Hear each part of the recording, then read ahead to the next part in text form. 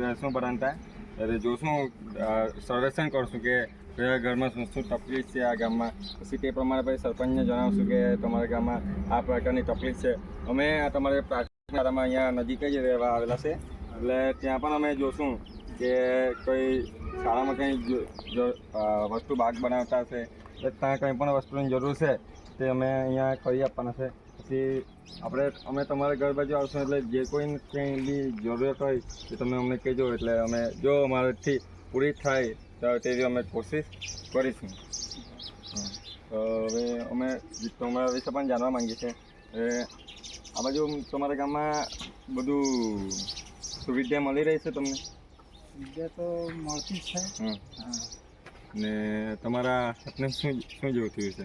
આ તો મેં નાના હતા ત્યારે પડી ગયેલો, પછી આરેક વિધિ દવા કરી લે એમાં નહીં આવી નહીં, બગડી ગયેલા. તો સરકાર તમને કઈ સલાહ આપે ને? આપે છે. હા આપે. ને કઈ બસમાં એવું કઈ આપે એ બધું ફ્રી જ ને? હા ફ્રી. ને સરપંચ તમને કઈ મદદ કરે એના બાબતમાં? ઘર આવેલું છે. આવેલું છે તે જ ને, એટલે કઈ અલગથી તમારા જેવા લોકોને વધારે મદદ કરતી હશે હે ને સરકાર? હા ચાલો